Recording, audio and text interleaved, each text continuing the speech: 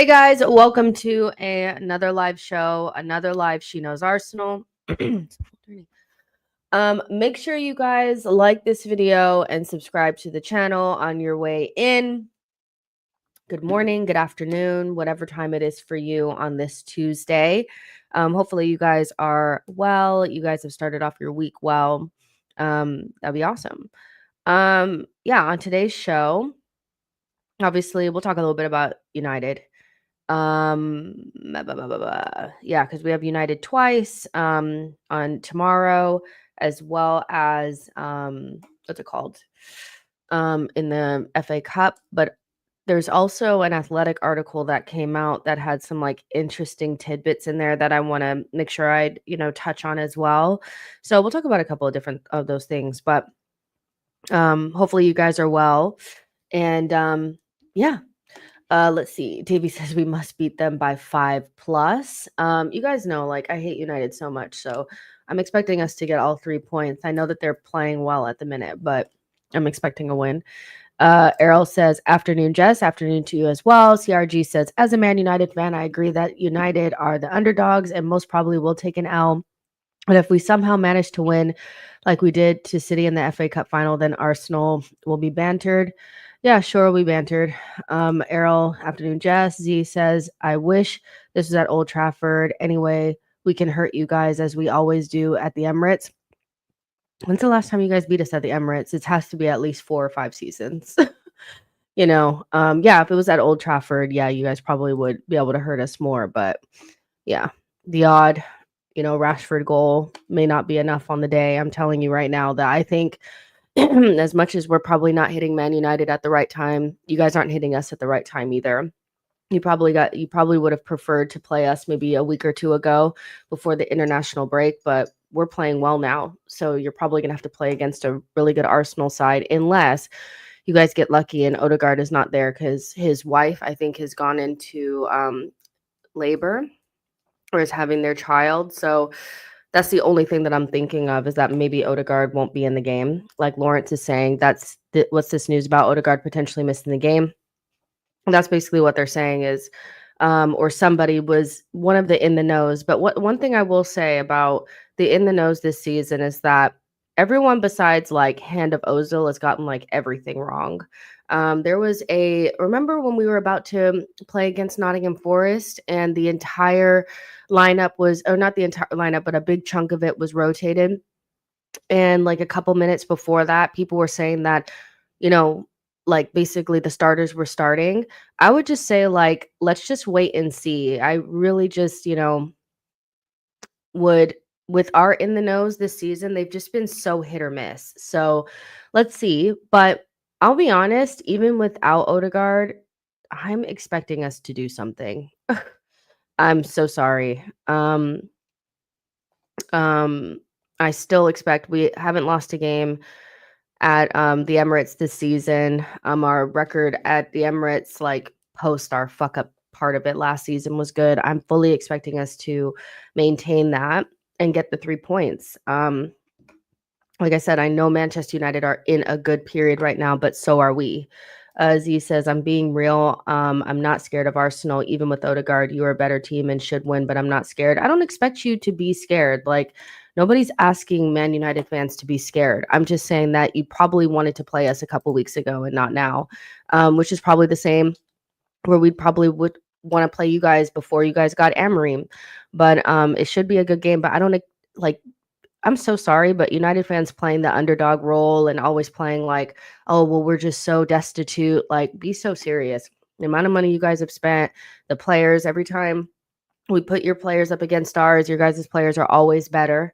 I'm seeing clips even just the other day that people feel like, or United fans feel like, their individuals are better than ours. So I don't really want to hear this underdog nonsense, because you guys never really fully do the underdog thing. You guys do it halfway. You do underdog if you lose, but you do like, oh, we're better than you outside of like anything else. So nobody said that you guys should be scared of us.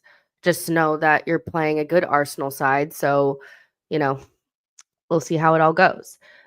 Big Smoke says, why is United a hard team for Arsenal? I feel like United is a hard team at Old Trafford. Lately, even when we were bad, we still beat them at home.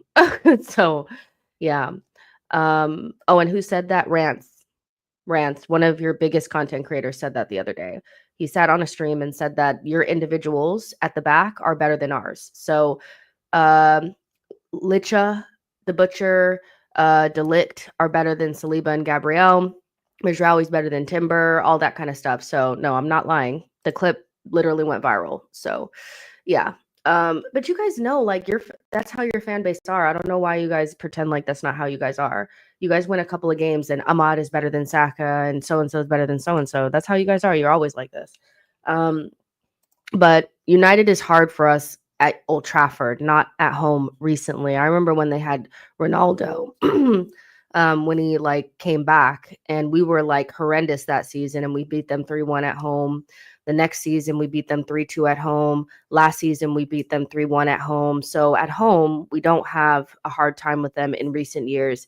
It's when we go to the thingy, when we go to the Old Trafford. So yeah. Sheu says, I think a lot of us Arsenal fans have PTSD from what Man United has done, even in seasons when we finished above them. Yeah, and I feel like that happens. I think, it's like it's Man United. So, but I feel like in recent times for us, like it hasn't been that bad at home. It's actually been fine for us. We've won. I think we've scored at least 3 goals on them in the last 3 times we played them at home. So it's really when we go to Old Trafford.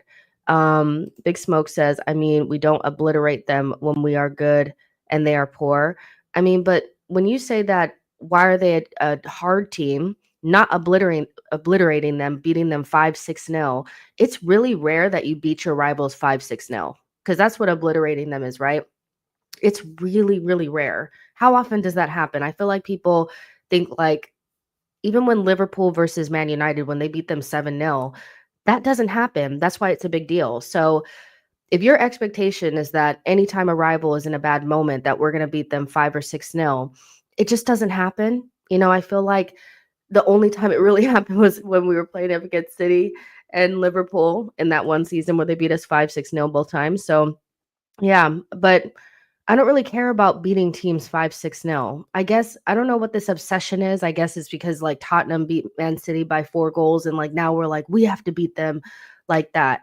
We just need to win our games. We just need to win our games. Laundry Basket says, just the last previous streams you mentioned that Martinelli and Marquinhos were the only Brazilians that Edu has managed to get a hold of. Did you forget Nelson the Brazilian? No, I haven't. But it's crazy because Marquinhos is actually going to come back in January. And as much as he didn't cost us anything and he's not doing anything to us, like he's not somebody that we have to play or anything like that, I think it just speaks to like just the lack of like invention we had in our recruitment, that there's so many Brazilian talents out there and we have not been able to nab one. With a Brazilian sporting director was like insane. But yeah, Edu only really managed to bring in really young, you got to give Francis Cachicao a lot of the credit when it came to Martinelli, because he did all the scouting on that. The deal was pretty much done, and Edu just came in and facilitated the rest of it, like talked to Martinelli's parents and stuff like that. But yeah, I think it would be nice to be able to bring in top talent from some region. It doesn't have to be South America, but it has to be somewhere. Amina says, every player in the league is better than Arsenal's players, but they expect us to win the league in the same breath. The jokes write themselves. I mean, it's like, well, you need to beat us. But if I were to say, well, all of our players are better than yours, then they would be spitting up blood trying to convince me that, no, but it's just the system and da-da-da-da. It can't be both things at the same time. Either Arsenal are leagues ahead of you and your players are not as good as ours and you expect us to win, or you expect to beat us because your players are better. I don't understand. Lawrence says, we beat them 3-1 in the past 2 seasons at the Emirates. 3-2. The one where so it was 3-1 in the year that they had what's that child's name? They had Ronaldo. So when they had Ronaldo, I feel like it was 3-1 and he scored like the 1 goal. But I remember Xhaka scored. I want to say Nuno Tavares scored, because I remember us bantering them and saying, you guys let Nuno Tavares score. That was like 3-1. Then the season that we first challenged, it was 3-2.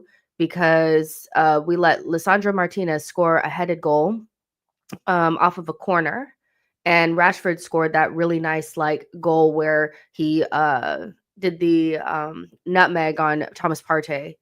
So that was 2, and then Saka scored and Kedia scored, and I forget who scored the other goal. Maybe it was Saka too. So yeah, I think it was 3-1, 3-2, 3-1. Yeah. But either way, that's history. Mubarak says, Madam, my major worry is on players Calafiori and Gabriel situations if they will be available for Man United. I think that's a real worry is, with Odegaard potentially out, maybe because, his wife is having a child. And we don't know what's going on with Kala. We don't know what's going on with Gabriel. I know Saka is going to play. We don't know what will look like. But, we need to I'm sure people will be fit. I think some of this is precautionary.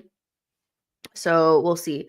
But, if we're missing a couple of players, I still expect us to play well. I think we've seen us be able to play without our best 11 and still play well. It's not ideal, but I think this whole if we're missing certain players, then that means that the level just drops off. It shouldn't, so I'm still expecting a good performance regardless. I think where it'll get really techy is with we need at least one of Gabriel or Calafiori. At least one. I wouldn't want, Zinchenko and Gabriel or, Kivior and Calafiori. But if you at least have one, I feel like you can mitigate it a little bit. If you have both, then that's it. I feel like you can't have both of them missing. So yeah. Mag says Arsenal will not win the league. Liverpool will win the league. I mean, I feel like that's pretty obvious. Amina says, I don't know if I want to see Trossard as a 10 against United. I mean, that's not the only option that we have. Arteta just needs to use the other option that's there.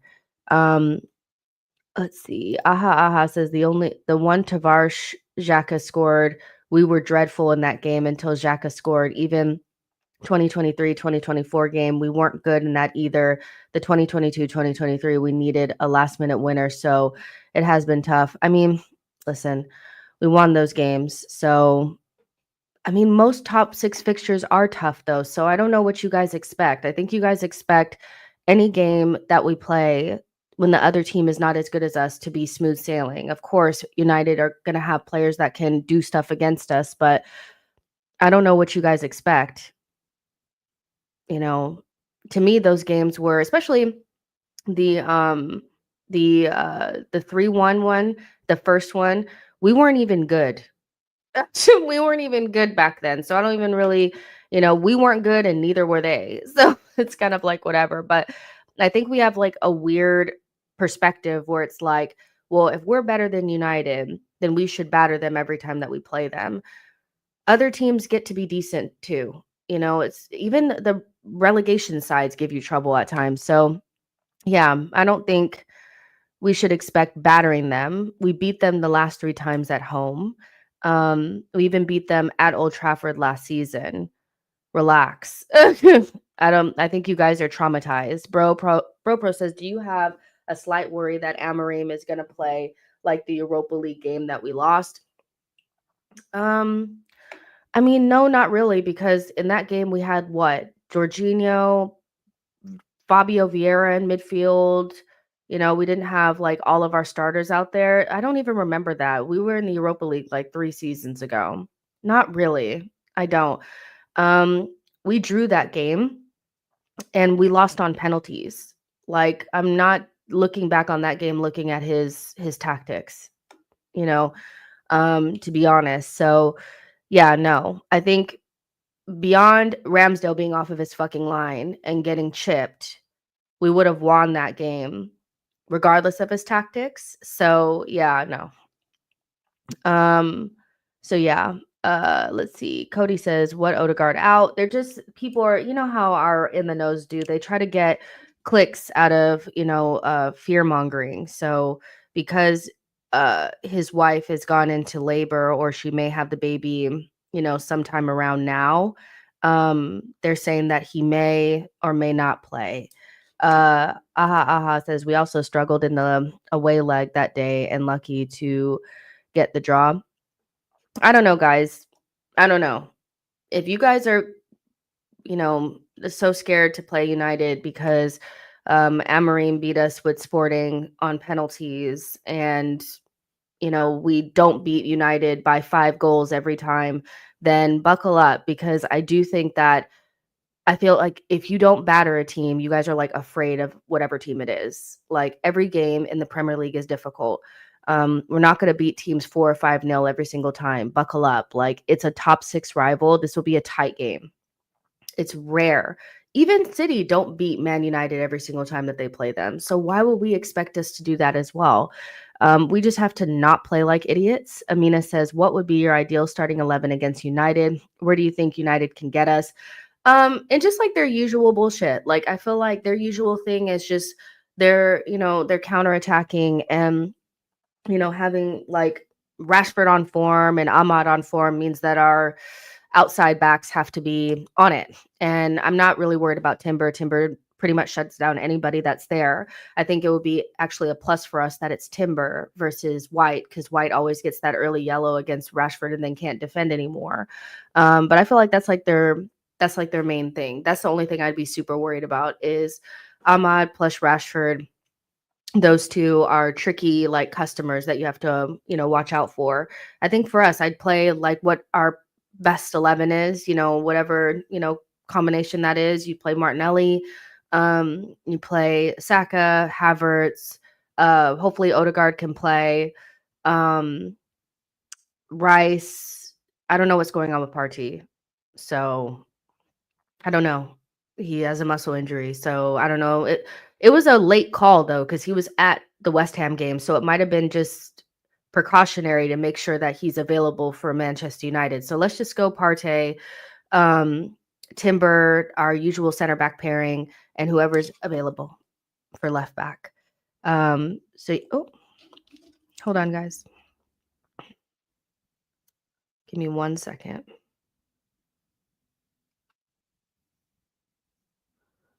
Okay. Let's see. Big Smoke says the problem is they are a big team that can counterattack. A big issue for Arsenal. Oh my goodness. I mean, what do you want me to say? United versus Arsenal are always a big game. So if you're afraid of United, just say you're afraid of United. Because Big Smoke, you're acting like you're scared of United. So just say you're scared of them. I feel like they've always had the counterattacking threat.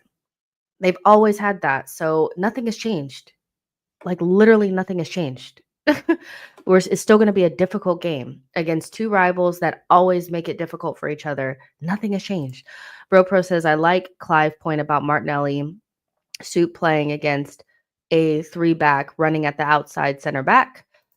Lawrence says, just don't know about you, but I actually think this might be a game for Jorginho Rice again.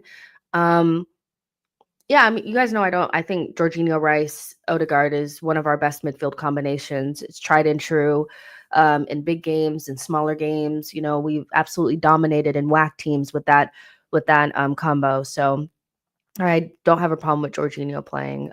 They don't have a particularly fast or athletic midfield, so you don't have to worry about people running past you. Mainu's not even going to be able to play in this game, but he's not particularly somebody that will run by you. It's Casemiro and Ugarte. These are two players that are not really players that will run beyond you, so I don't really have a problem with Jorginho, Rice, and Odegaard if it comes down to it. I just think you need two of whatever the best starting center mid pairing is or center mid trio is. Rice and Odegaard, or Partey and Odegaard, or Rice and two of those. If you can get two of those in there, and then whoever else adds that third, we'll probably be fine. Vic says they play open as fuck, 3 at the back. We should have tons of space, and I feel like the thing that is a little weird is that we never think what we can do to the opposition. It's always fear mongering about what the opposition can do to us. And yeah, they have players that can hurt us, and they're a top 6 side, and there's always something on the game. There's always something a little bit extra because we are like rivals. Like it's not like when we play against Liverpool, where we're top 6 rivals, but there's nothing extra there. There's always something a little extra with United and Arsenal. And whether we've been good or they've been good or we've been bad, and it's been varied over the last 5 years. But if you look at our record, despite it being difficult matchups and them having joy in some ways, we've come out on top quite a few times. So I'm not sure where all this oh, well, they have the counterattacking threat. They've always had the counterattacking threat. We have Saliba and Gabriel. Relax. Mata says, morning, Jess, respect for the early stream. I got to get it done because I'm going to Cosm to go watch Wrexham versus Barnsley. So, I wanted to make sure I did something, so yeah. And so I did something with the Premier League. I created some content with them and We Are Social, where it's basically like how you became an Arsenal fan kind of thing. And that video is going to come out in like an hour and a half on the Premier League USA account on TikTok. So I'm excited about that. So there's a lot of shit going on today. I'm excited. Let's see. Isaac says, Rashford counters scare me, not gonna lie. When he's on form, he's a fantastic player. Be good to see him versus Timber. Yeah. I think him versus Timber is different than him versus White. So we'll see how we mitigate that. Marco says, the biggest issue I could see is the 2 10s inside forward occupying the space behind the 6 and in front of the D. Arteta prepared for that when we destroyed Sporting playing that system. So yeah, I mean, I know people probably don't want to hear this because, whatever, but that interim manager that stepped in for Amorim didn't change their system at all from what they play, usually. And so we've played against Amorim's system and, whatever you make of it because he wasn't there, we did fine. So I think you have to give us a little bit of credit. There's nothing I hate more than United. So I get all the oh my gosh, it's just going to be so fucking scary. But we definitely have things that we can do to them as well. And we've played better teams this season at home. We played Liverpool at home. So Saida says, Arsenal fans are funny. If you're afraid of this United team, then you shouldn't get annoyed at fans that believe we're not going to win the league because any points dropped is defo title race gone. I just think we're not playing them at the best time, and Arsenal fans have a traumatized fear from United of old. And so we're kind of coming out of our bad moment and they're also coming out of their bad moment. And so it should be a good game and we should be up for these types of games. We shouldn't be shitting our pants. It's United versus Arsenal. We've played bigger games already this season. We went to the Etihad and we've also played Liverpool at home. But this is where you guys draw the line. Amina says, to be honest, I'm not scared of United. Saliba and Big Gabby have finally got their form back. I think we could stop their attack. Yeah, I mean, we've actually played them while they were in good form too. So it's not, for me, when we played them at home in our first challenging season, remember, they were creeping up the table and they thought that they were in the title race, and that was around December. So that was around this time, around Christmas time. And yeah, it was a tight game. But we still won. So fucking relax. Relax. Calma. Let's see. And that's coming from somebody that's never relaxed. I rarely get worried about the top 6 games. I only get worried about the smaller games where we drop our levels, not these. Mata says, I think part of the PTSD against big teams is how Arteta has played more reserved. Yeah, but you guys, our record against top 6 teams is absurd. It's actually absurd. It doesn't make sense. This level of hand-wringing over, I get it. We should be wary. They can hurt us, all that kind of stuff. But I saw something yesterday that said we haven't lost a Big 6 game in an absurd amount of days. So if anything, our setup against bigger teams is better than, the smaller games. I don't think the smaller games have cost us that much in terms of title races. I really do think it's been the small fuck ups against Fulham and stuff like that are actually the ones. But yeah, that's just me. But days since the big six teams last beat Arsenal in the Premier League. I mean, it's, you know, Chelsea, 1,198 days. Manchester United, 822 days. So I'm not saying that they can't hurt us. I'm just saying, like, this, to me, this is not really like the game to be losing my shit over. Die Hard says, light work, Jess, easy 3-0. Lawrence says, these lots struggled against Ipswich, held 2 against Bodo Glimt, and won against Everton. Don't know why some Arsenal fans are so scared. If we turn up and play our game, we will win. And I kind of think that too. I just think there's like there's just like an unnecessary amount of, like, of course it's going to be a difficult game. They always raise their level because no matter what United fans say, we all know that we're one of your biggest rivals. You can try to say that we're not on your mind, but we're constantly on your mind. So there's always something a little bit extra on these games, and I just think we need to be up for it. You know, I, we just need to be up for it. Remy says, I just hope key players are fit. Gabby, Kala, I think the team will show out just because it's Man United. And yeah, we just have to make sure that hopefully those two are there, if not just at least just one of them. Hopefully Big Gabby, he's the most important. No offense to Kala. And Odegaard, Saka, and then we just play our game and then we'll see how it goes. As also, I remember that game that we played at home against them. We hadn't even started playing well yet because we were still in that, like, that was our fourth game of the season. And it was kind of like a sleepy, weird game. They weren't really playing particularly well. We weren't playing particularly well. They scored the first goal. We reacted instantly and scored maybe seconds after they scored. Then they scored the offside goal, and then we went on to win the game. So it is whatever. Let's see. Johnny says y'all might be missing Gabriel, though. I don't think we'll be missing Gabriel. I think he'll play. Vic says, I'm confident about tomorrow. 3-1 to the Arsenal. The FA Cup draw worries me more than tomorrow, considering our abysmal performance in the cup competitions. And I actually agree with this. I actually am not as worried about tomorrow as I am about that FA Cup, because we will rotate. We will. And we always get a difficult draw in the third round. Whether, I think in the last 3 seasons, it was Man City, Liverpool, and now United. And yeah, so I definitely think that that's actually a bigger concern to me, is that in a season where we already know we're probably not going to win the league, the domestic cups are important.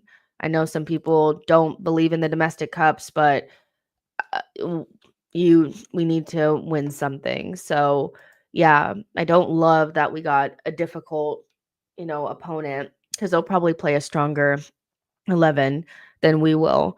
We'll definitely rotate in that. So I don't know. I feel like that was a little bit of like oh, really? Like, we couldn't have gotten Accrington, blah, blah, blah. We couldn't have gotten Salford. We had to get them. But also, this is why I said from the beginning, as much as you guys don't care about the Carabao Cup, that's probably the one that we have the easiest route to the final. We have the quarterfinals against Crystal Palace. And if we beat Crystal Palace at home, we're in the semifinals, because we ended up getting favorable draws, which we did not get a favorable draw in the FA Cup. So we should probably tighten up there a little bit. And around that FA Cup third round, we have Brighton away, and then we have Tottenham at home. So, January 4th, we play Brighton. Then, on, a couple days later, then we play Man United. Then we play Tottenham later on that 4 days after. So the likelihood of us rotating is very high. And so whether this is where the Jesuses and the Sterlings need to earn their keep, because against Brighton is a difficult customer. They're right up at the top next to everyone else. They're not going to make top 4, but they're a difficult team that we didn't beat at home. So we need to make up those points.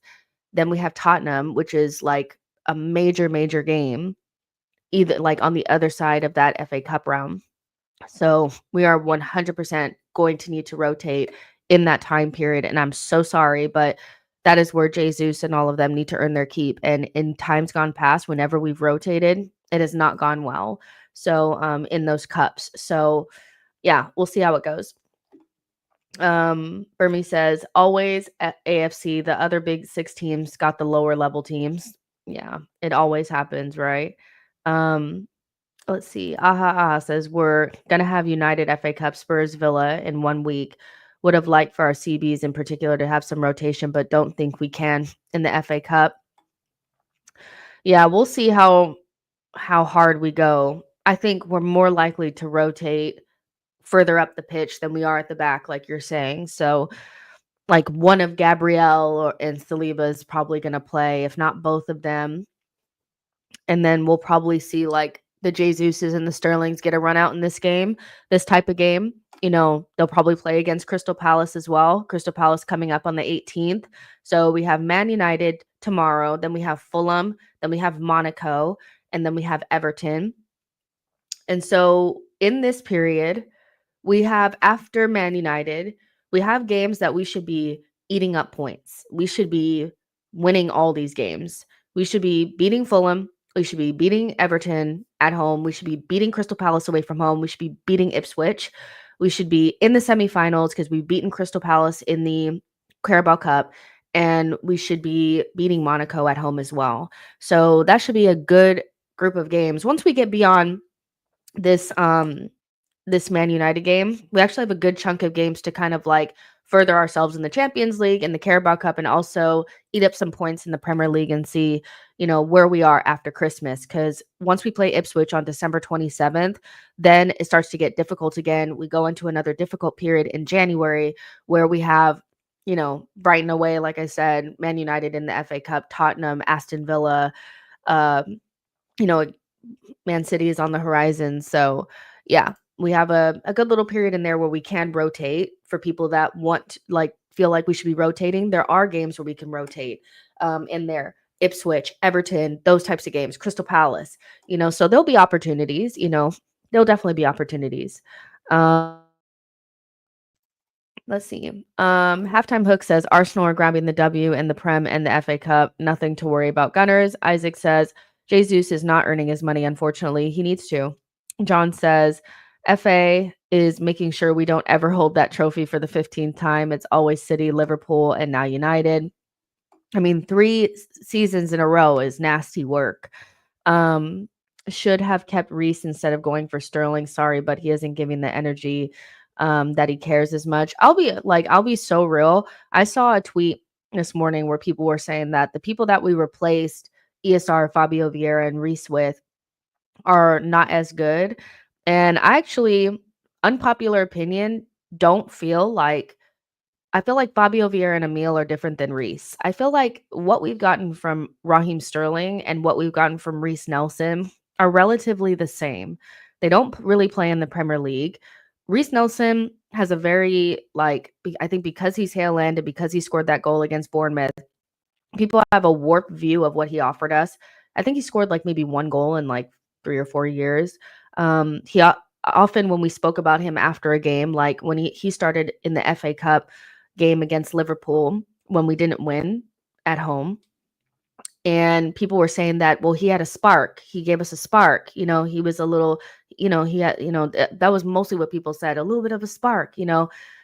I'm so sorry, but if all you offer is a spark, you're not offering me anything, really. If you're not offering me goals, assists, you know, blah, blah, blah, then you're not offering me much. And the difference between Reiss Nelson and Fabio Vieira and Emil is that Reiss Nelson was always playing in his right position. He plays right wing and left wing.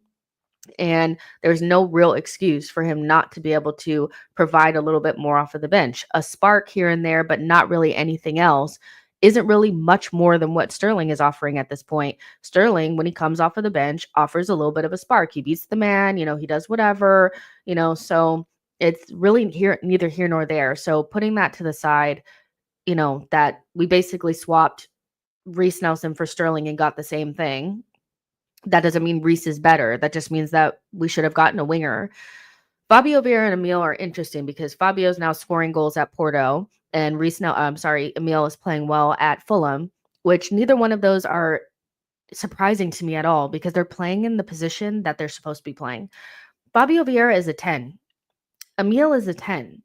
And I think Arteta decided when he decided that he wanted to play this system, he doesn't play with a number 10. Even though that people think Odegaard is our number 10, he's our most creative player, but that guy is an 8. We play with 2 8s and a 6. We really do. And our left center mid is more defensive and off the ball than anything else. So you put Emil and Fabio Vieira in that left 8, and the left 8 is exactly how it's being played now. They're never going to be able to live up to that, ever. These are players that are not great off the ball, that are mostly like good in the pockets, that want to exist between the lines and want to be in and around the box. Our left center mid doesn't operate like that. Our left center mid is either Declan Rice or Marino.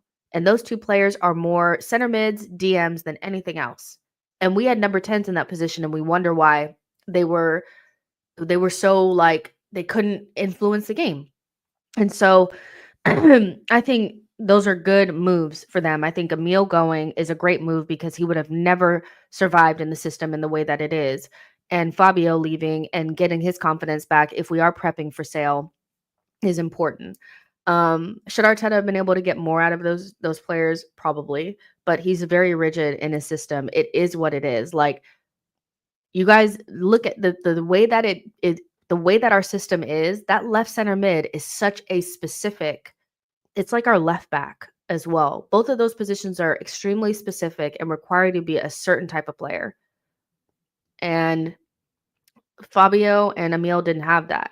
Now, are Fabio Vieira and Emil better than Marino and Ethan? You guys will let me know, but I'll be so real with you guys. I think Marino and Ethan have offered more. And Marino, think about how long Marino's been injured. Have offered more as rotational players than Fabio and Emil did in their last season at Arsenal. I really do. I think in the cups we've looked more solid with Ethan in there versus Emil and Fabio. I think Ethan in particular is a lot more brave and offers more on the ball than they did because they just faded. And often when we would talk after games about their performances, we would be like, well, what did they actually do? Oh, well, remember he had that one pass, it didn't quite come off. Ethan is giving us end product in cups and in the Premier League. That's something that Fabio Vieira and Emil didn't do. Not very often. I think Emil, hadn't scored in 2 years. So, yeah, I say all that to say, like, it's interesting because people are, Reiss Nelson versus Sterling. It's like, it's not really, there's nothing really different because we can't rewrite history on Reiss. Whatever Reiss is doing at Fulham, he wasn't doing here. He had many years to do that here and he didn't do it. Reiss Nelson offered a spark, and that's not enough. And Raheem Sterling offering a spark ain't enough either. So the two of them are it's like choosing between, I don't know. It's just the same thing. It's whatever. None of it is good enough. But Fabio Vieira and Emil versus Ethan and Marino, I actually think we've done better. I think, Marino coming in and starting against Liverpool. Could Emil have done that? Could Fabio have done that at left center mid? Marino coming in off of the bench against Chelsea. Could they have done that? Would they have looked okay? I don't know. Marino, starting against Nottingham Forest, us winning 3-0, and him not being like, what did he do all game?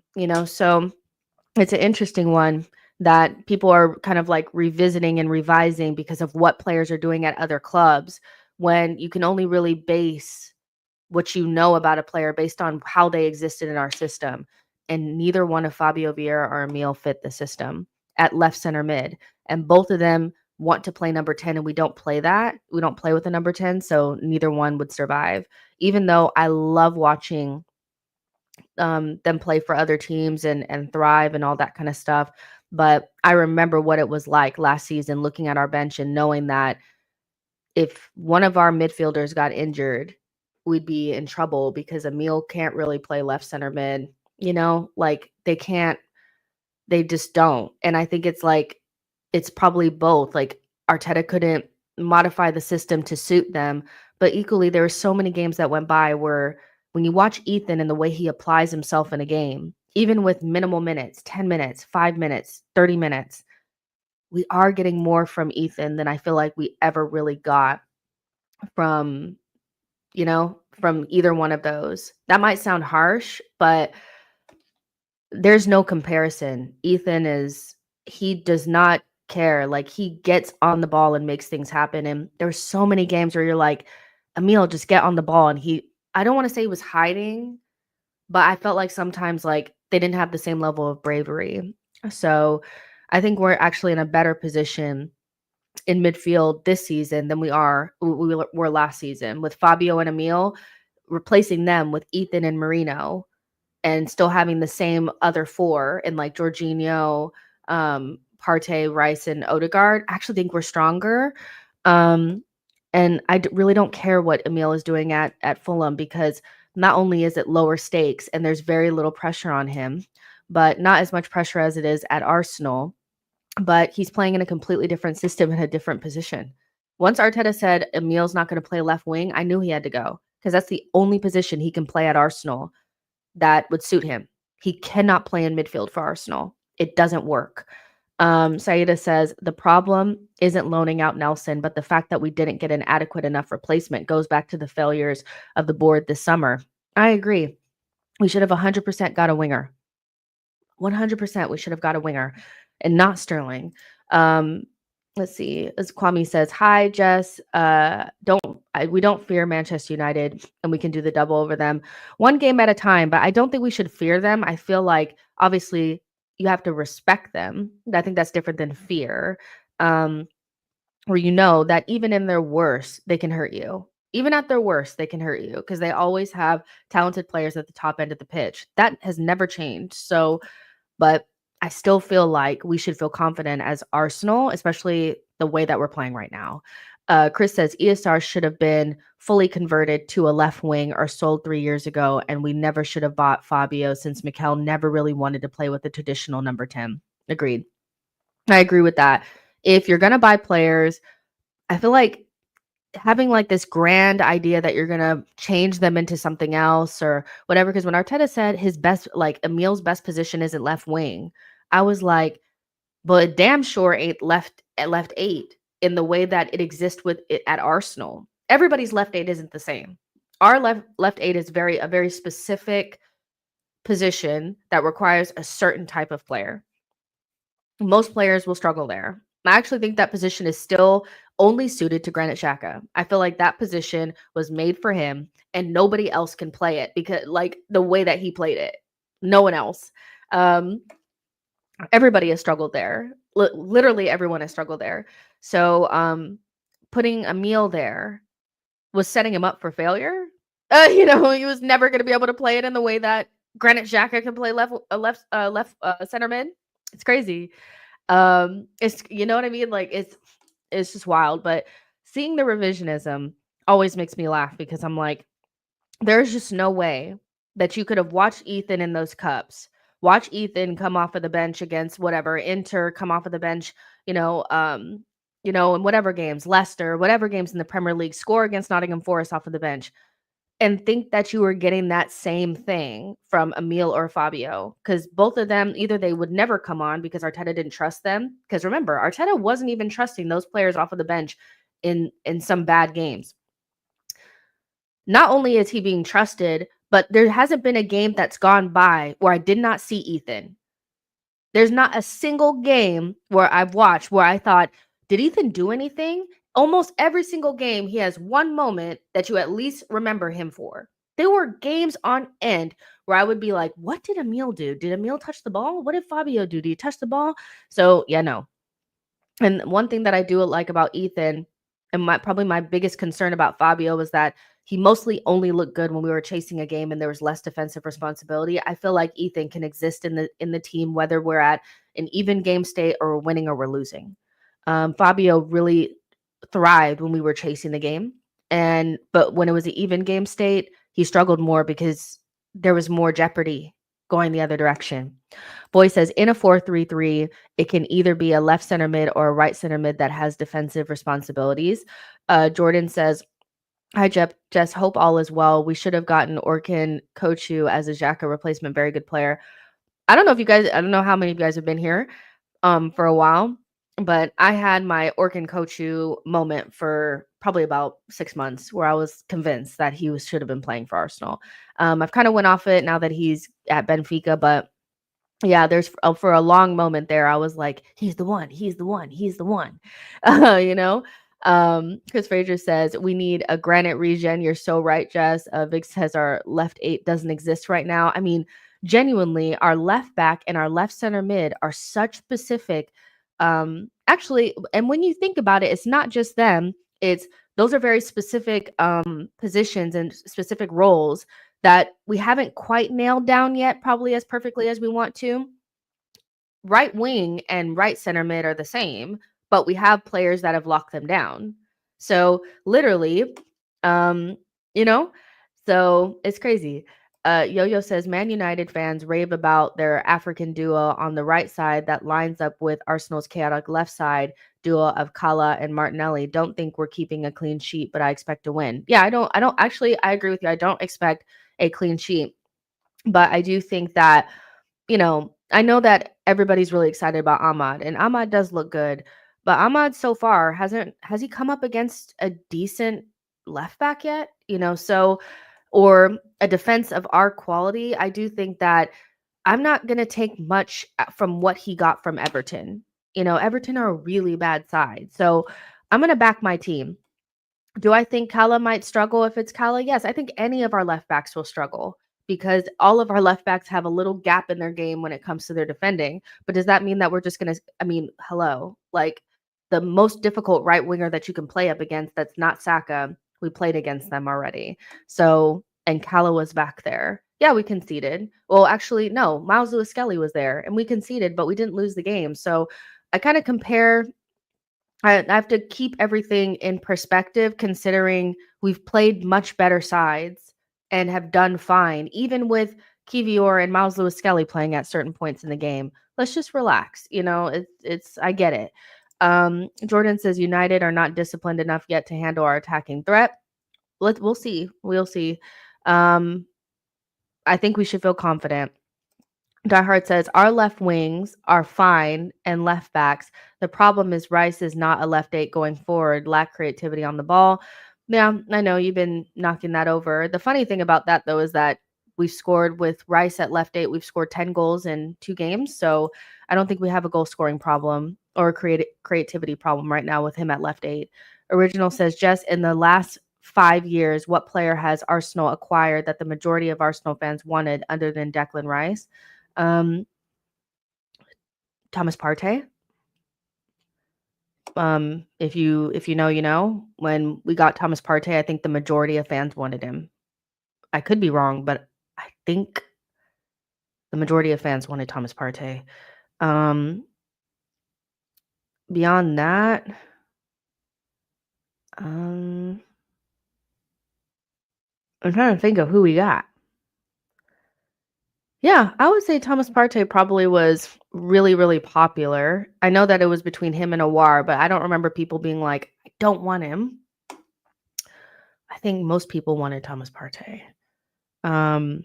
Odegaard was split. No one wanted Jorginho and Trossard. Saliba? Because I know, like, just seeing like 2 or 3 clips of Saliba, I was like, he's world class, bring him. Gabriel was split. Everybody, I think, wanted Timber, but we didn't know about it before, so there wasn't like a long lead up to it. We just had him. Raya was definitely split. Ramsdale was definitely split. If not, most people didn't want him. Ben White was definitely split. Calafiori. I don't remember. I feel like people wanted Calafiori, but they didn't want a left back, if that makes sense. So yeah, most were split, but I think Declan Rice, Saliba, and maybe Thomas Partey were the ones that people wanted the most.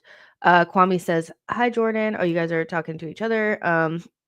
Manchester United are very unpredictable with their rotation, so we don't know how they will line up. That can be a problem in terms of personnel. I feel like the one thing that we do know is that you'll get Ugarte and Casemiro because no Menu. I think it's almost guaranteed unless he goes with. Could he potentially go with Ericsson or something like that? Maybe. I think you got Bruno and Casemiro for sure. That other third one, we don't know what it is yet. So I kind of get what you're saying.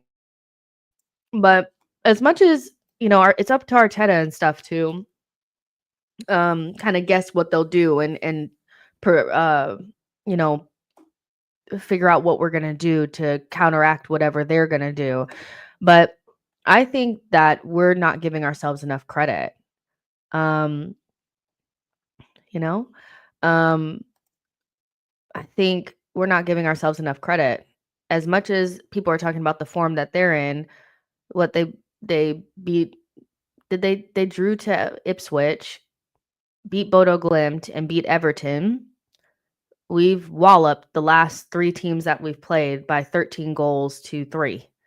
So we're also in really good form. So it's not a good time to play us either. But fair enough. Jordan says, I think everyone wanted Gabrielle. Our defense was ass back then. We needed recruitment. Maybe Gabrielle, Timber, Saliba, Gabrielle, Calafiori, Partey, Reiss, Odegaard, Saka, Trossard, and Havertz. We make Man United pay. I think Martinelli will play. But yeah, I think Martinelli will play. Because he didn't play against Thing, so maybe he'll play too. But yeah, we'll see. I'm not, again, like I said, I'm more worried about the cup than I am worried about the league game. I think depending on who's fit, unless like a million people are unfit and cannot play this game, if we get Gabrielle and Calafiori back and Odegaard can play, then I think we'll be fine. I think we'll win the game. I think the League One is the more concerning one because it's smashed in between Brighton and Tottenham. And so we'll probably rotate. And, when we rotate in the cups, we struggle a lot against better sides. So, that's probably a bigger concern, but that's not until January. And then we'll just see where we're at. Now I did put on here that it's the Liverpool's league to lose, which is pretty obvious. But I actually, because this morning, because I set up the stream last night, and this is why sometimes I hate setting up streams the night before because then things come out in the morning. But I wanted to read a couple of these things that I have in my bookmarks that came out from that athletic article from Ornstein. I think, yeah, Ornstein. Well, here's one thing. Mikel Arteta is open to including Max Dowman on the first team bench before the season ends. The Arsenal hierarchy are keen to show a clear pathway to emerging talent following the summer exodus. And so I feel like Arsenal are kind of like, if they want somebody, they'll do everything they can to keep them. And we saw that with Ethan versus what happened with Cheeto Obi Martin. And so Arsenal really want to keep Max Dowman. Max Dowman will have the Manchester Cities and the Chelseas and whatever's of the world knocking on his door, trying to get him to switch over. And so Arsenal, even though he's only 14 or whatever, are going to have to offer him a faster path, I think, to the first team, or a very clear path to the first team to keep him. And that's what they'll do. So we'll probably see at the end of the season a little bit of a Ethan Nwaneri against who is it, like, who did he come in against? Like Wolves or something? Kind of, or Brentford, one of those, where we saw him for the first time and then, he signed a deal or whatever. They really are going to want to keep this guy. He's 14 playing for the under 21s now. He's a ridiculous talent. So not surprised to hear that. But I wanted to put that out there because, yeah, if Arsenal wants to keep people, they will keep people, trust. Now, Nico Williams is back on the the radar. This is coming from The Athletic, that with Rafinha and Lamine Yamal, Barcelona are no longer like in the race for Williams, which increases the chances of him going to the Premier League. Williams is more open to the Premier League than before. There is a release clause in his contract worth about 55 million euros, 46 million pounds. That is a snip. Williams would prefer not to move in the winter market, but you never know what might happen. Either way, Arsenal are interested. So it could be one of those cases where once Arteta is interested in you, then, he just never forgets. But I don't think he's having the most sparkling season for Bilbao. So maybe you could say that it was a good thing that we didn't get him, or maybe he's just having a down season. He has 1 goal and 3 assists. So there's that. Was it a purple patch, or is he actually as good as we thought he was? Whatever, you guys will let me know. But we need a left wing bad, and we need a different type of winger to Martinelli. Martinelli is very much so a kind of straight line, fast, direct inside forward. I think we need somebody that can solve more problems. And he definitely can do that, but you may lose some goals, so you guys will let me know what you think about that. But, this is probably your best opportunity. If Barcelona are not interested, this is your best opportunity to get him, if you really did want him. Let me look at something real quick. But yeah, 1 goal and 3 assists, and then the Europa League, he has 1 goal and 2 assists. So it's not like he doesn't have anything, but it's definitely not sparkling. And Bilbao are not playing poorly either. They're in 4th in La Liga. So it's not like they're having a down season. So it's just more the case that maybe he's not sparkling as much as he did the season prior. That being said, 1 goal and 3 assists is not like the worst thing on the planet. It's just not like amazing, if that makes sense. Let's see. Yeah, he's back on. It's back on. And that release clause, I mean, it's a snip. That is a snip. That's nothing. He's 22 years old. And let's see what he did last season. So last season he had 5 goals and 11 assists. So never really scored a lot of goals. You could make an argument that he'll probably score the same amount of goals this season, somewhere around that. Will he reach the 11 assists? I don't know. So that's one of those. But are you guys more concerned about the winger being a goal scorer, or are you more concerned about them being more of a creator? Because in most circumstances, I feel like you do have to choose. I think most players do fall in those separate categories, and then you have the freaks of nature that kind of offer both. But with a Kai Havertz, I think the left winger has to score more goals. With a more clinical striker, I think you can afford for a winger to be more creative. So it'll be interesting to know what you guys think. Let's see. Gunnar 217 says Krava is the profile you just described. I mean, I would love to get somebody like Kvaratskhelia. He's just the type of player that I just don't feel like Arsenal would go after. He just feels so far away from what we'd be interested in. And he's gonna cost a shit ton. So yeah. Big says 3-0 at Brentford. Yo-Yo says Max Stellman is a what? Max Stellman. What are we talking about? Hold on. I said Max Dowman. Like 14 years old or something. Vic says Williams has been shaky this season. Marco says I don't want Nico Williams. Jordan says Nico Williams is a Basque Doku. I'm not interested, just a pace merchant. Boy says we should have gotten Nico Williams. What's interesting though? I feel like we're disingenuous as fans, because if our players that we know go through a bad patch or they start off slowly, we're very quick to defend those players and say, well, of course they'll get back into form. They're fine.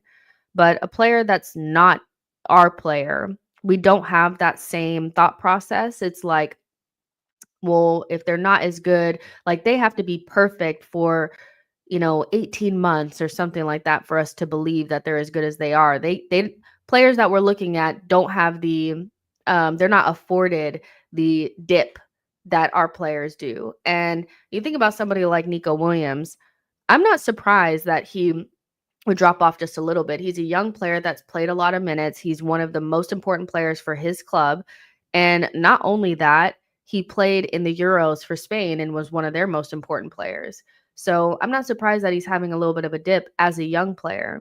He's 22, so he's going to have those little moments. But it's funny because if our players have a dip, like Martinelli, we're all behind him like, yeah, of course, but remember what he did the season prior. He's got this, da da da. He's not a bad player. But if players we're looking at have a dip, I told you he wasn't any good.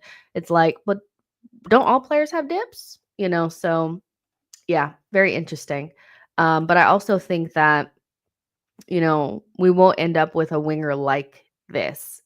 And what I mean by this is somebody that probably has a little bit of pace because Nico Williams is fast, but is more of a problem solver, can go inside, can go outside, can beat his man, with more than just pace. So yeah.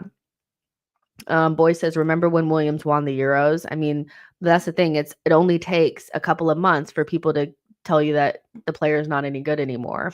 All they need is like a small little dip. Victor says, Jess, they were doing the same thing with Gyökeres. The guy had one bad game against the best CBs in Europe, but Havertz has had games like that before and we hear nothing. And I think like if you just don't like Williams, that's fine. Like that makes, sometimes you just don't like the player, but he hasn't gone from one of the best young players to not good in a small amount of time.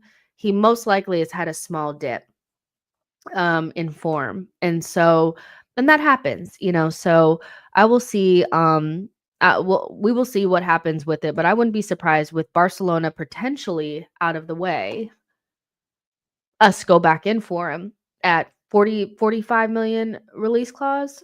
I could see that. Especially with the Athletic also saying that Arsenal want to bring in younger players. Like he fits that scope. He fits that. Let's see. John says, remember when Buendia turned us down? Yep. Marco says, I've been on the Nico case for 2 years. Yo-Yo says, Martinelli never had a dip. This is his baseline. He's a foreign player, purple patch merchant. John says, what do you think about Gittins? He looks good too.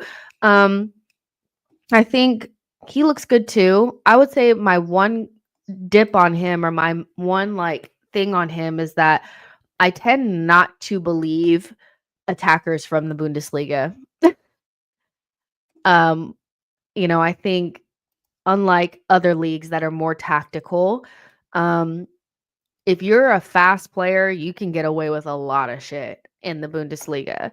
And so I worry that he's a little bit of that, like a little bit of a facade, but not like he's not talented, but he's a little bit of like just getting in a league. Like if Saka played in the Bundesliga, he would score like 40 goals.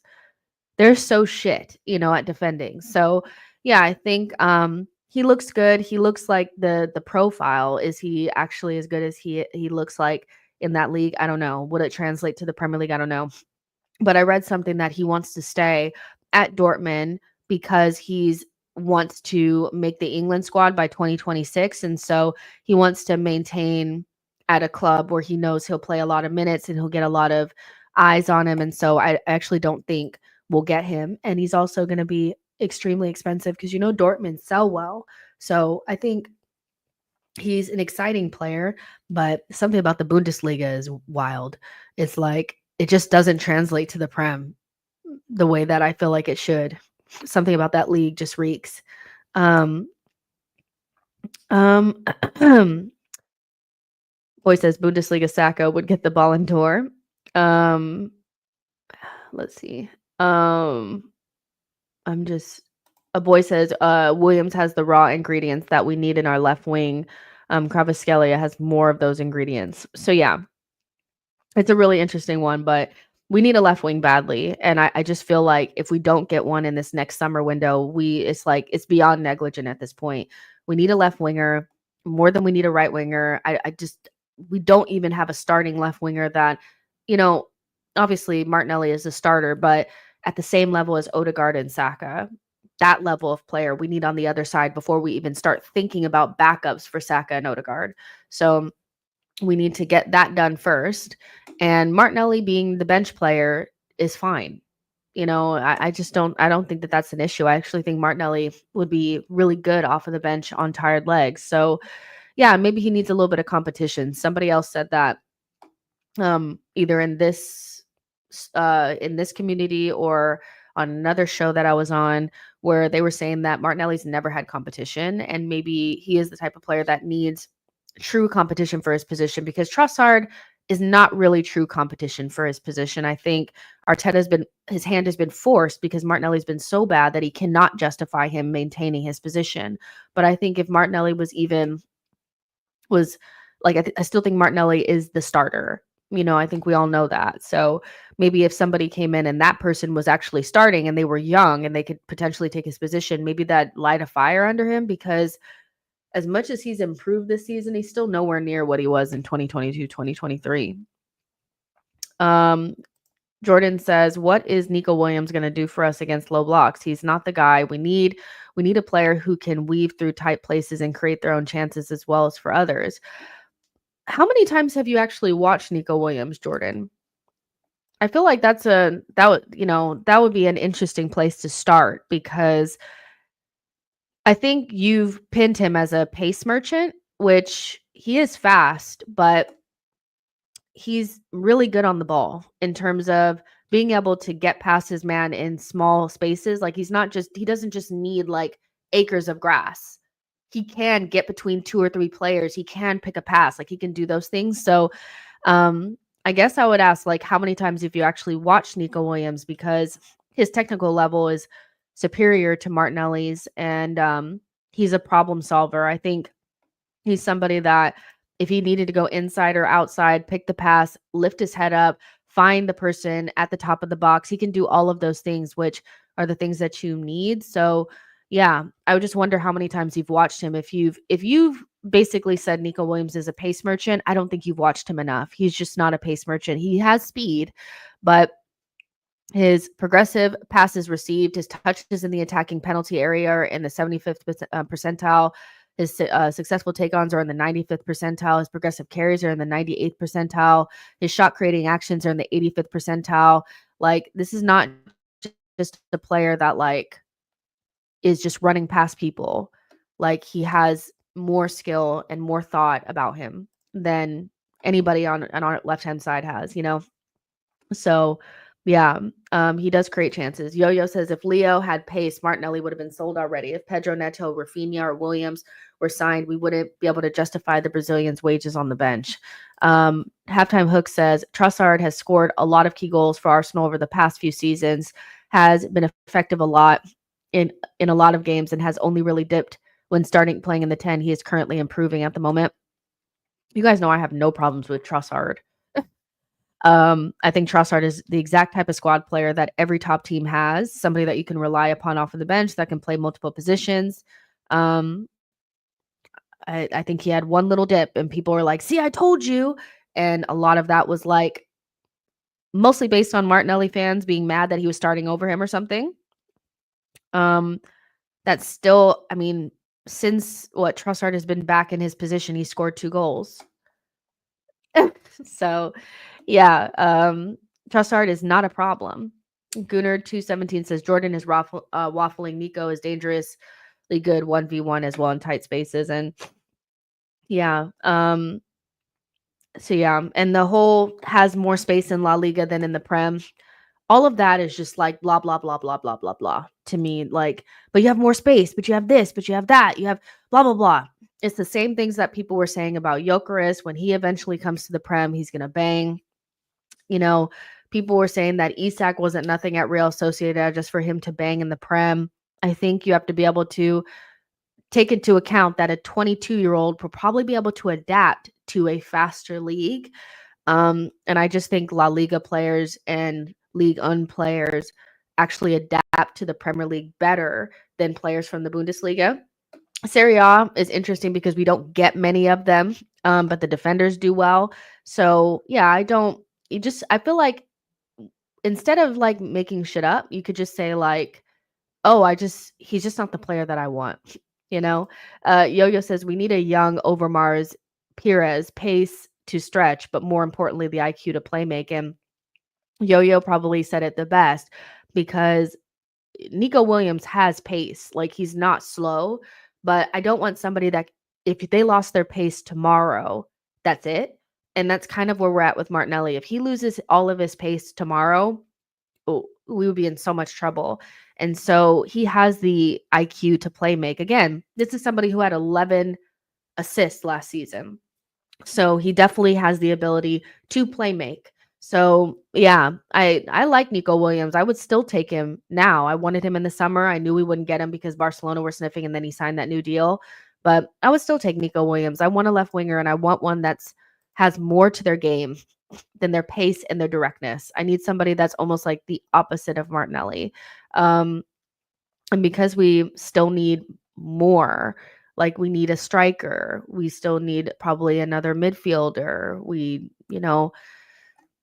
It's unlikely that we'll be able to spend 90 million on Kvaratskhelia. And you know what I mean? Like that just feels very unlikely for us, but I would want him too. He'd be the ideal scenario. Um, they also mentioned Javi Simons in this Athletic article, which I thought was interesting because I'm like, we had our chance with him. This is the player that we needed to loan in 2 summers ago. Make him love us like Odegaard, and then make him come to us this summer, this next summer. We could have loaned him for 2 seasons. The summer after we first challenged, the summer where we got no, it wasn't even the summer we first challenged. It was the summer that we got Declan Rice and Kai. We could have loaned him that summer. We could have loaned him this past summer and then bought him the coming summer, just like Leipzig has done.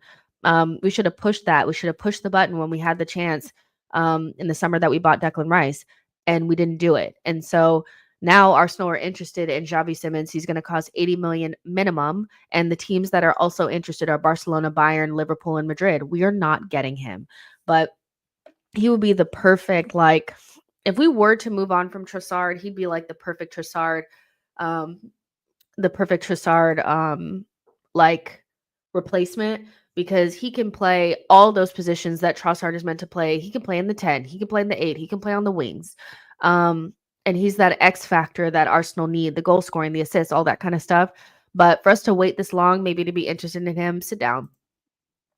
Sit down, Arsenal. Sit down. He's going Bayern. He's going Liverpool. He's going one of these teams. He's not coming to us. We waited too long. We had such a good opportunity to loan him in that summer, make him love us, make him feel like just like we did Odegaard, and then snatch him from PSG because they still own him. So, it's just so annoying that we didn't do it before. Tadaji says, odd matchup for me as normally no one odd matchup for me as normally anyone but Man United. Manure. I hit the like. That was easy. You never walk alone. Yo-Yo says, remember seeing a clip where Javi Simons named Saka as the player he admired. Could have signed him ages ago. Not convinced Arteta wants Mavericks. Boy says, the thing that makes Saka so valuable is that he is left-footed. There are otherwise plenty of Saka level players that are right-footed. Chosen One says, Jess, do you think Arteta should give Saka more of a free role?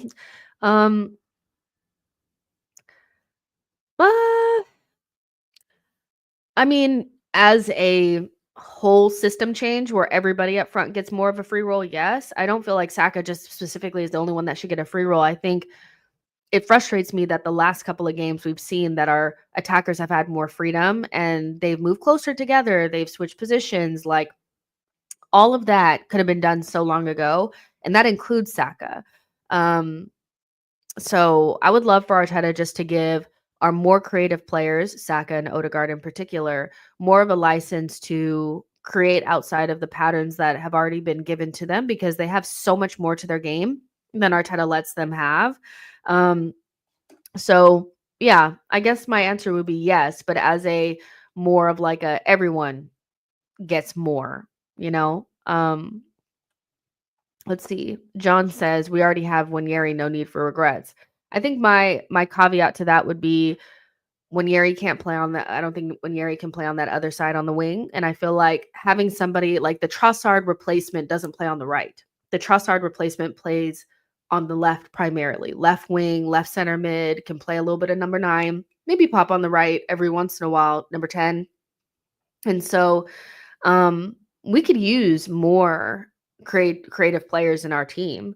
Um, First of all, right now we only have Odegaard. So, and then we have Wanyeri coming through the ranks. But, I think where Arsene maybe went too far, Arteta could maybe pinch off a little bit of that. And have more than just one creative midfielder that he's okay with using. We could have 3 in the team. It wouldn't kill us. Like we'd be fine. We'd survive it. There was a time where we had Santi and Ozil and Jack and Ramsey and there was just like a plethora of attacking mids and it wasn't that big of a deal. The biggest problem is that we didn't have a natural DM, you know? So we can have another one. We'd be fine. To replace Trossard, which we won't, but that Trossard position, the left wing, the number 9, the number 10, somebody that can do those 3 positions, those are positions that Wanyeri can do, but he's more going to play right wing and Odegaard's position, I think. So, yeah.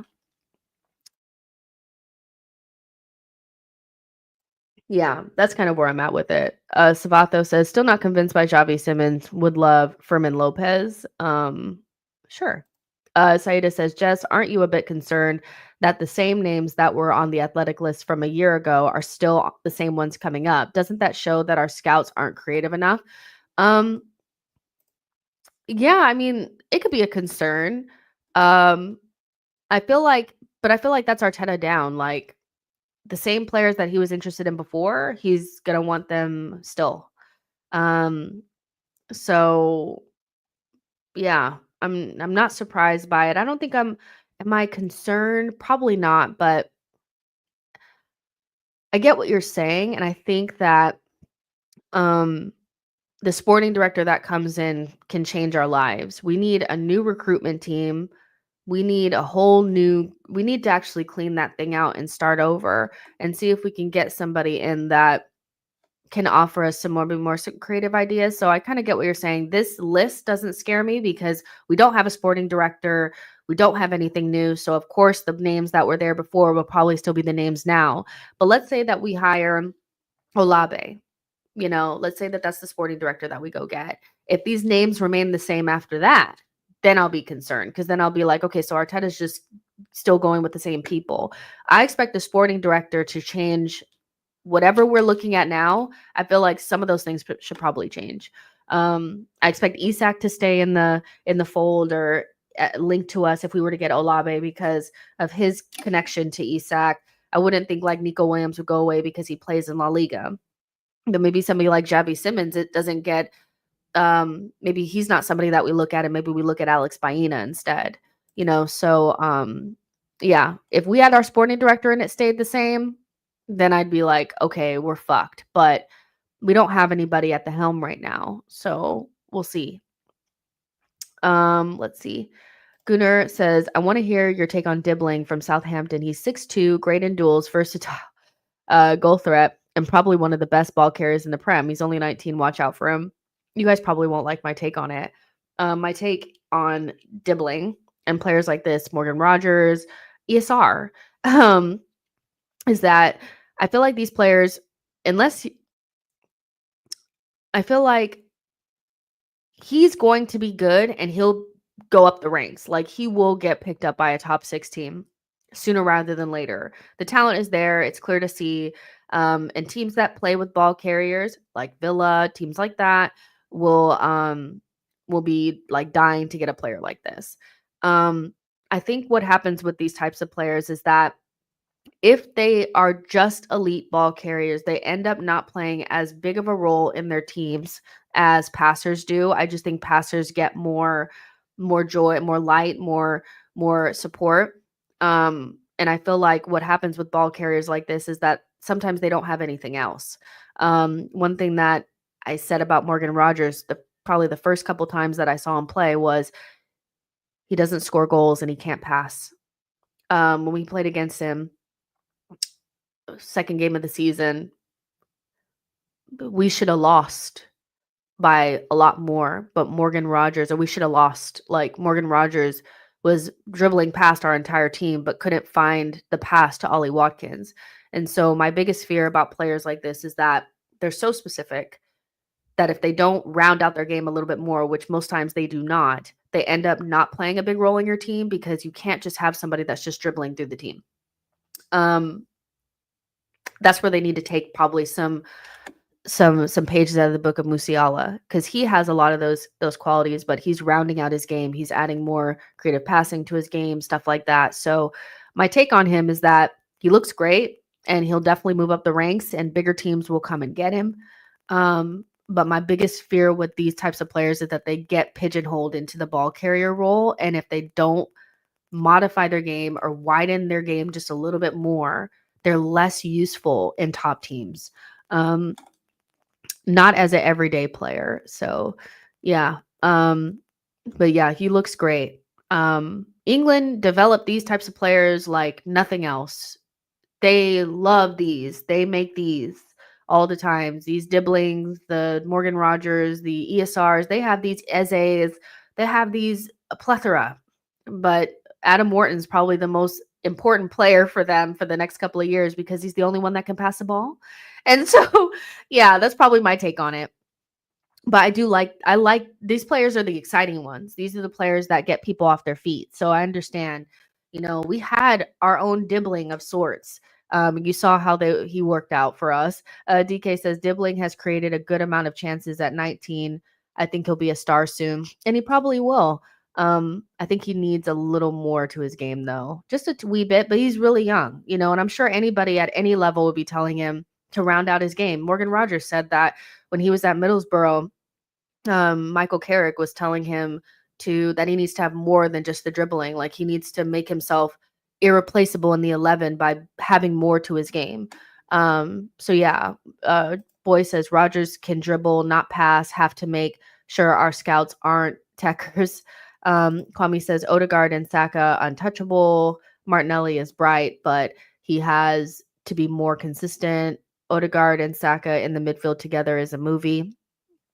So yeah, chat, has anyone been watching Dibling? I think everybody has been watching him, I just think that these types of players are so dime a dozen for England. And the one thing that they needed more than anything for that England national team was a passer. And so I think once they get beyond, they can't use it as a crutch. Their dribbling can't be the only thing that they have in their locker. But he looks really, really, really good. And he's an exciting player. And he's not getting relegated. And he's not getting relegated with Southampton. Let's just say that for sure. But let's look at his stats. I mean, he's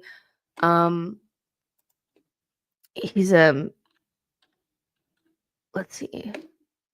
Southampton under 21, Southampton. Let's see. So he has 1 goal so far this season. But as a dribbler, people would say like the converse I think argument is that dribblers unlock things for other players, so you can't just judge them on that. So that's the converse to that. I think they need to widen their game just a little bit more. Pass completion is in the 78th percentile. Successful take-ons is in the 85th percent or 83rd percentile. So progressive carries are in the 65th percentile. His tackles are high, which goes to what you guys are saying, like he's good in the duels and all that kind of stuff. So interesting player.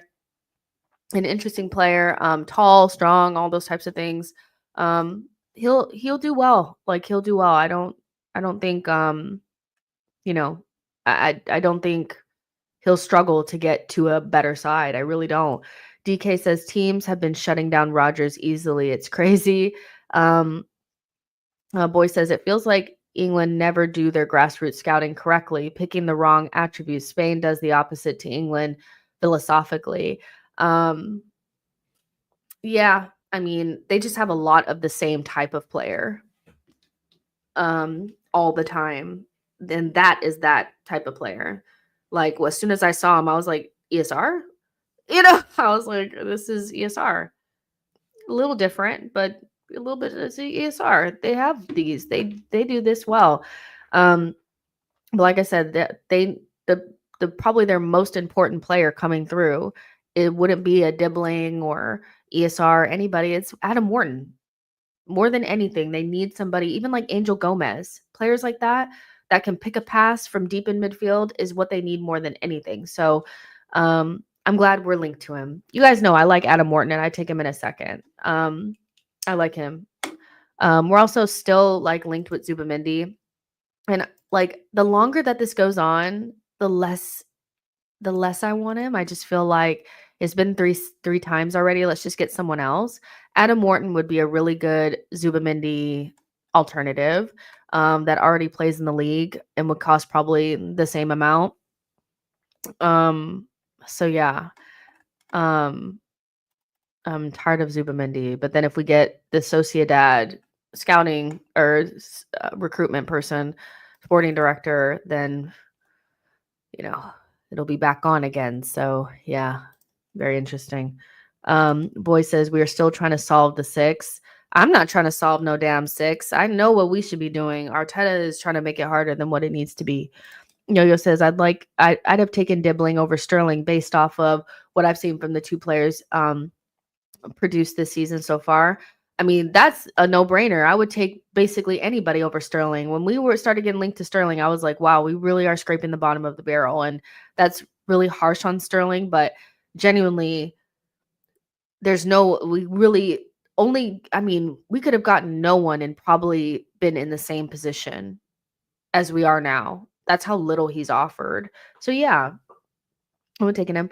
But Arsenal were trying not to do anything in the summer. So how would we have gotten Dibling, Jay and Bene says, yes, Jess, haven't got to your lives and ages. What's your thoughts for West Ham Gerald? What's going on with what's West Ham Gerald? What's your thoughts for West Ham? I mean, my thoughts on West Ham are just, I mean, we're good and they're not, I expected us to beat them. I didn't expect a repeat of basically what happened the season prior, but yeah, they're really poor and we're really good. When we're playing our way and we're confident, we are like a completely different side. It's just the Mr. Jekyll and Mr. Hyde that we go through every season where our opposite face shows for too long always fucks up the season. So I'm excited that we're playing well now, but it's just like, why did it take us so long to get to where we're at now? But West Ham, we were just too much to handle. And that's what I expect us to be like that against the lower half. That's when people were saying we played well against Leicester and we played well against Southampton, I'm like, we were okay, but it should be what we did against West Ham is more what it should have been, more of a dominant performance and basically a nothing second half. Yo-Yo says the decisions on Partey and Georgie's contracts will reveal whether or not our new director is serious. And it's still up in the air with Partey and Jorginho, but I just feel like I would like to go a new direction and move on from both of them, bring in a younger player that does those things. You know what Partey and Jorginho offer you? They offer passing from a deep position. That's what they offer. If you want that player, you can get that player in somebody else that's younger, but I don't want to go into another season with them, to be honest. Ify says Zubimendi again. Seems like Arteta doesn't give up on his targets. So yeah, What do I think about Jared Bowen? I think Jared Bowen is a very good player. I think the problem with Jared Bowen is that he plays the exact same position as our star player. So there's no reason for us to get a Jared Bowen. I think whoever's going to step in for Saka also needs to be able to step in for Odegaard. I think that can be one player. And that's what we were trying to do with Fabio Vieira, but he just could not get up to the level. And so Jared Bowen is the type of player that I think should be playing for a better side. The only problem is that most of the top teams have a star man at right wing already. And so it's like, where is he going to go? But I think he should be playing for a better side. And when Newcastle were actually knocking on the door for top 4 and were in it and then went out of it, I thought that he should have gone there. I think Jared Bowen would be really good at Newcastle.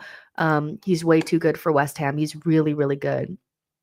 Savato says, hopefully the games don't run out before we catch up to Liverpool. Our performances are encouraging, but I've underestimated Liverpool.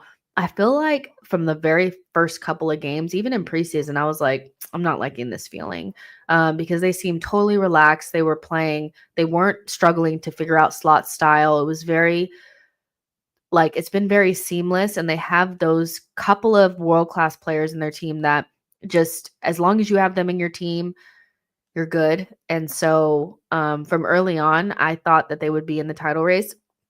And I was told I was being ridiculous. And a lot of those people looked really silly now because we're in December now and they're leading by 9 points. Boy says, if we get Zubimendi, MLS must become good understudy. We have a very smart midfield with the option of Reiss's legs in the squad. AMD says Bowen, Matoma, and Eze are class players I take in a heartbeat and figure it out later. Matoma and Eze, are 2 players that I take because they are on the side that we need construction on. I think Bowen would be a waste, to be honest, because Saka's going to play every single game. Let's be so real. And he should. But Matoma, I would take him in a heartbeat. He's the exact type of player where he has a little bit of speed to him, but he's a problem solver. Inside, outside, beats his man, can do all those things, can play in a tactical system because Brighton do have good tactical systems. Like Matoma is so good. He's 27 and rotting at Brighton, and Eze is 26 and rotting at Crystal Palace. I would probably take both of them. But yeah, listen, we are 1 hour and 33 minutes in, and I need to get going, but we did kind of talk about Manchester United and stuff. I told you guys the lineup that I'd want is basically the 11 that started against Sporting, if we could get as close as we can to it. I'm not too fussed about who starts between Trossard and Martinelli. I think, is Martinelli going to run past Mizraoui, or do we need somebody that's a little bit more cute with it, or do we need pace and power? You guys let me know, but as long as we get as close to that as possible, I think we're fine. If Jorginho has to start because Partey has the muscle injury, then that's fine with me as well. It's going to be Casemiro and Ugarte or, Bruno Fernandes. They're not running past Jorginho. It's fine. So, yeah. And hopefully we're talking about the win. We're going to do I'll let you guys know about the watch along tomorrow. I have to see if I'm gonna do it or not, but definitely for player ratings tomorrow. So make sure you guys are like and subscribed and you set your notifications so you don't miss out. But yeah, I'm gonna go ahead and get out of here. I love you guys to death. Thank you so much for showing up. There's 688 of you guys watching on multiple platforms. Thank you so much for that. I really appreciate it, and I will see you guys tomorrow. Bye, guys.